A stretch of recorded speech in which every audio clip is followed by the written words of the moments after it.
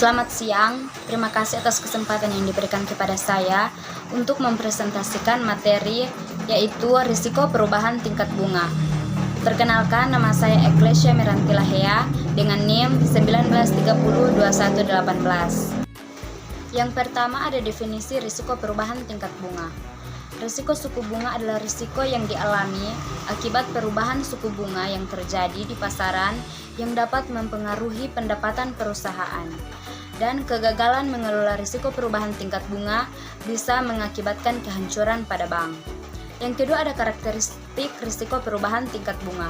Perubahan tingkat bunga bisa menyebabkan perusahaan menghadapi dua tipe risiko. Yang pertama ada risiko perubahan pendapatan. Perubahan tingkat bunga bisa menyebabkan perubahan pendapatan atau menjadi lebih sedikit. Ada dua jenis risiko yang dihadapi oleh perusahaan berkaitan dengan perubahan pendapatan, yaitu yang pertama risiko penginvestasian kembali, yang kedua ada risiko pendanaan kembali, yang kedua ada risiko perubahan harga pasar. Nah, perubahan tingkat bunga bisa menyebabkan perubahan nilai pasar aset atau kewajiban yang dipegang oleh perusahaan. Lanjut ada perubahan tingkat bunga, metode penilaian kembali atau repricing model. Yang pertama ada periode harian. Repricing model mencoba mengukur risiko perubahan tingkat bunga dengan menggunakan pendekatan pendapatan. Model pengaruh perubahan tingkat bunga terhadap pendapatan yang diperoleh suatu organisasi tersebut ingin melihat bagaimana pengaruh perubahan tingkat bunga terhadap pendapatan yang diperoleh pada suatu organisasi. Yang kedua ada periode lebih dari 1 hari, di mana dengan menggunakan cara yang sama, kita bisa memperluas kelompok periode dari 1 hari menjadi 3 bulan, 6 bulan, 1 tahun, 5 tahun, dan lebih dari 5 tahun. Yang ketiga ada perubahan tingkat bunga yang berbeda untuk aset dan kewajiban.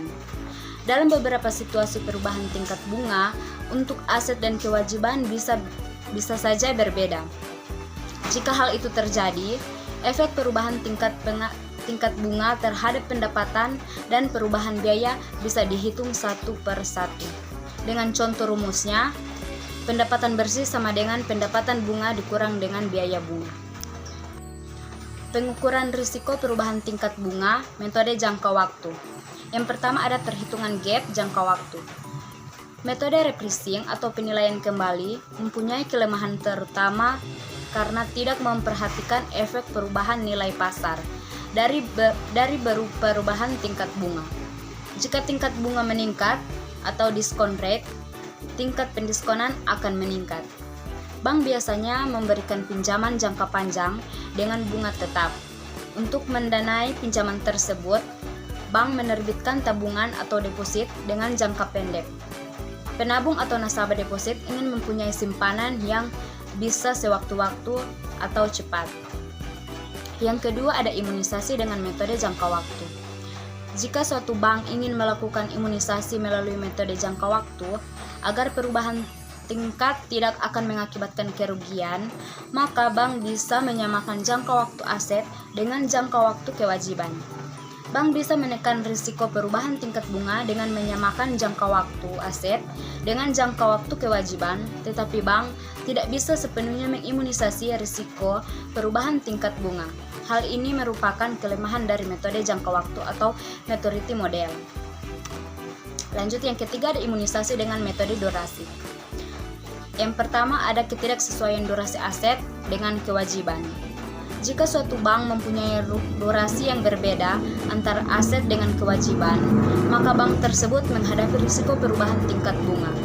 Semakin besar perbedaan tersebut atau nilai absolut. Gap yang positif menunjukkan bahwa jika tingkat bunga naik, bank akan mengalami kerugian. Sebaliknya, jika gap menunjukkan angka negatif, kenaikan tingkat bunga akan menguntungkan bank. Semakin tinggi gap durasi, semakin tinggi risiko perubahan tingkat bunga yang dihadapi oleh suatu perusahaan. Yang kedua ada imunisasi model saham.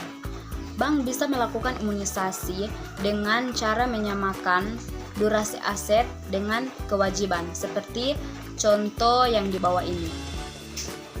Di mana K sama dengan L per A, L itu sama dengan hutang, A sama dengan aset. Jika DA sama dengan DL kali K, maka delta E sama dengan 0.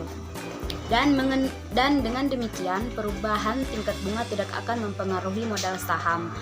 Kembali ke contoh tabel neraca bank di muka, di mana durasi aset adalah 6,48 tahun.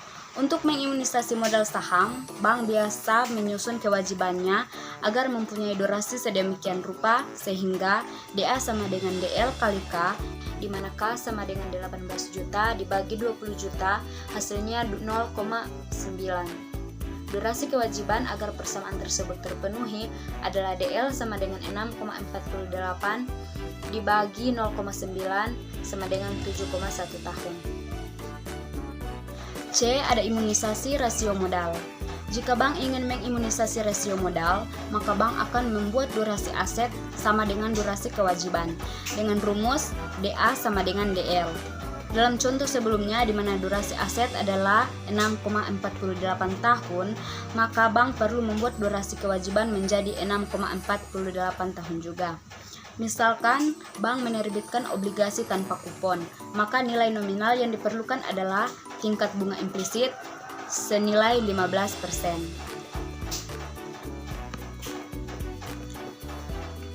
Untuk itu, kami menarik kesimpulan bahwa risiko suku bunga merupakan eksposur kondisi keuangan suatu bank terhadap pergerakan suku bunga yang merugikan.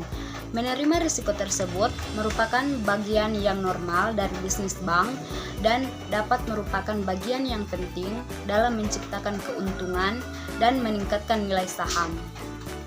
Jika risiko tersebut tidak dikelola dengan baik, risiko tersebut bisa mengakibatkan kerugian yang signifikan bagi perusahaan, khususnya pada bank.